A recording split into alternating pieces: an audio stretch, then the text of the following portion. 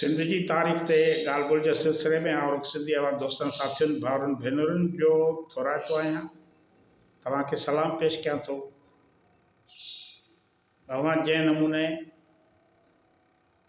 मुंहिंजी वीडियोज़ खे ॿुधी रहिया आहियो, उन ते पंहिंजा राया ॾियो पिया, मुहबत जो इज़हार कयो पिया, उन लाइ तव्हांजा लख कुर्ब। तव्हांखे वरी बि सलाम पेश कयां थो। अॼु पाण राणो रतन संग सोढे बाबति ॻाल्हाईंदासीं, जेको थर जो मुहाफ़िज़ हो। सिंध जे थर वारे इलाइक़े जो हिकिड़ो अहम किरदारु सूरमो हुयो। थर जे मज़ाहमती वरसे जो मुहाफ़िज़ राणो रतन संग सोढो। हाणे राणो रतन संग सोढो जेको आहे 19वीं सदीअ जे विच धारे थरपारकर जे सोढनि जी मज़ाहमती तहरीक जो अहम अॻुवाण हो, जंहिं अंग्रेज़नि जे इस्तामारी पॉलिसियुनि ख़िलाफ़ अवामी बग़ावत जी अॻुवाणी कई। पंहिंजी ॻाल्हि ॿोल संदसि सियासी बसीरत, अवामी हिमायत ऐं अमर थी वञणु, पंहिंजी जान क़ुर्बान करण वतन लाइ जे पस मंज़र खे मुख़्तलिफ़ तारीख़ी मक़सदनि जी रोशनी में बयानु कंदी। माना पाण का बि हवाई तवाई ॻाल्हि नथा कयूं, सभु ॻाल्हि जेका बि असां दावा कयूं था, जेको हिकिड़ो लफ़्ज़ ॻाल्हायूं था, उनजो रेफरेंस मौजूदु आहे। मुंहिंजा किताब लिखत में मौजूदु आहिनि, ऑनलाइन मौजूदु आहिनि। इन्हनि किरदार जेको मां ॻाल्हायां थो, उहे सभु अपलोड थियल आहिनि। उते सभु रेफरेंस मौजूदु आहिनि। जिन खे रेफरेंस खपनि वञी उते पढ़नि। सिर्फ़ु रुख सिंधी लिखंदा त दुनिया जी अहम वेबसाइटुनि ते मुंहिंजा किताब मौजूदु आहिनि। हाणे 1843 में सिंध ते अंग्रेज़नि जे कब्ज़े खां पोइ थरपारकर खे ॿिनि इंतज़ामी हिसनि में विरायो हो अंग्रेज़नि। 1843 खां पोइ जॾहिं सिंध ते कब्ज़ो कनि, पारकर, डीपलो ऐं मिठी ऐं इस्लामकोट कच्छ जे असिस्टेंट पॉलिटिकल एजेंट जे हवाले कया विया। जॾहिं त अमरकोट, गडड़ी, छाछरो, चीलियार हैदराबाद सां मिलाया विया। सोढनि जा राज जेके ख़ुदि मुख़्तियार हैसियत में मौजूदु हुया, जेकी सरकारी जेके ढलूं ॾियण खां इनकार कंदा हुआ। राणे महाराज सुलह पिसंद तबियत सबबि अंग्रेज़नि सां मुफ़ाहमत कई, पर संदसि सोट जेको हो राणो रतन संग सोढो, उन्हनि अंग्रेज़नि जी बेवाजिबी हुकमनि ख़िलाफ़ बग़ावत जो झंडो बुलंद कयो। जीअं हिकु तारीख़दान लिखे थो, राणो रतन संग जेको दिलेर ऐं हुश्मत वारो शख़्स हो, उन अंग्रेज़नि जा बेवाजिबी हुकम ऐं क़ाइदा मञण खां इनकार करे छॾियो, पंहिंजी जान ॾिनी। राणो रतन संग सोढो अंग्रेज़नि जी ढल पॉलिसी, हथियारनि जी पाबंदी ऐं जागीरुनि जे ज़ब्त थियण ख़िलाफ़ अवामी तहरीक हलाई। हिन माण्हुनि खे धारियल हुक्मराननि जा हुक्म मञण खां रोकियो।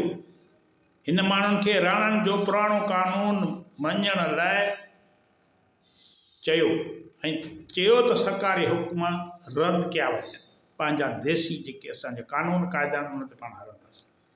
हाणे नामवर तारीख़दान आहे रायचंद हरिजन। रायचंद हरिजन इन मज़ाहमती जज़्बे खे बयानु कंदे थो लिखे त राणो रतन संग सोढो सोढनि जे शान ऐं धरतीअ जे मान ख़ातिर पंहिंजा पुराण ॾेई परण पारींदड़ इंतिहाई जोशीलो जवान हो, जंहिं लाइ वतन ई सभु कुझु हुयो। माना हुनजो शान, धरतीअ जो मान, सोढनि जे शान ऐं धरतीअ जे मान ख़ातिर हुन सभु कुझु क़ुर्बान कयो। राणो रतन संग सोढो जोधपुर तरफ़ जॾहिं अंग्रेज़नि ख़िलाफ़ विढ़ंदे वञणु घुरियो त जीअं न सिर्फ़ु पंहिंजी गोरीलनि खे तयारु करे, उन्हनि जी जथाबंदी करे, त अमरकोट खां 100 कोहनि जे पंध ते पुलिस उनखे, अंग्रेज़नि जी पुलिस गिरफ़्तार करे वरितो, खेसि अमरकोट जे किले में क़ैद कयो वियो ऐं सरकारी हुकुम तहत 1886 ईस्वीअ में फांसी ॾिनी वई। तीज संग सोलंकी लिखे थो त चयो वञे थो त खेसि फांसी चाढ़ण खां थोरो अॻु सरकारी तार पहुती त राणे रतन संग खे फांसी न ॾिनी वञे, पर इहा तारा दानस्ता तौरु देरि सां पहुचाए ऐं उन खां अॻु उनखे फांसी मिली चुकी हुई। संदसि वफ़ादार घोड़ी राणे जी गिरफ़्तारी खां पोइ खाधो पीतो छॾे ॾिनो ऐं अमरकोट जे क़िले ते चढ़ण जी कोशिशि कंदे मरी वई। घोड़ो या घोड़ी, पर तारीख़ुनि में लिखियलु आहे त हुनजी घोड़ी आहे ऐं के तारीख़ हुननि जो घोड़ो हो जेको पंहिंजे मालिक सां बेइंतहा प्यारु कंदो हो। जॾहिं खेसि गिरफ़्तार करे, राणे खे गिरफ़्तार करे अमरकोट जे क़िले में बंदि कयो वियो त उन घोड़े खाइण पीअण छॾे ॾिनो ऐं अमरकोट जे क़िले में दाख़िल थियण जी कोशिशि कंदे मरी वियो। हाणे इहो राजपूत जी तारीख़ आहे, हुन में 2023 में छपियो किताब, हुन में लिखियलु आहे अञा ताईं अमरकोट जे क़िले जे मुख्य दरवाज़े जे बुर्ज ते घोड़े जे उन सुंभ जो निशान ॾिसण में अचे थो। हींअर थी सघे मिटिजी वियो हुयो, पर जॾहिं इहो किताबु लिखियो वियो उन वक़्तु इहो निशान मौजूदु हुयो। राणो रतन संग जी बहादुरीअ खे अवामी शाइरनि गीतनि जे सूरत में ज़िंदा रखियो, जिन में संदसि घोड़े, संदसि मज़ाहिमत ऐं संदसि शहादत अमर थी वञण, वतन लाइ जान कुर्बान करण जो ज़िक्र मिले थो।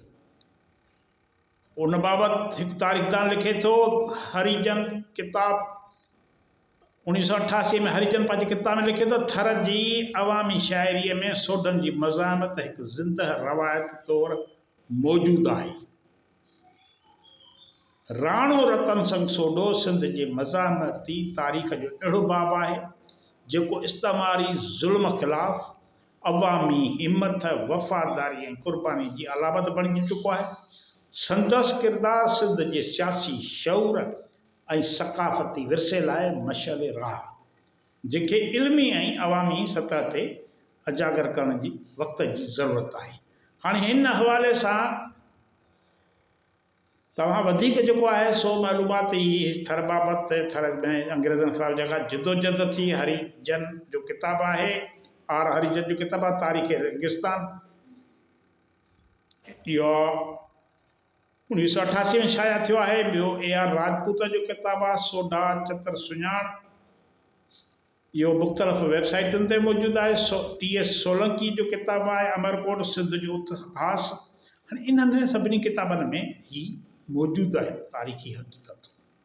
तव्हांजी वॾी वॾी महिरबानी।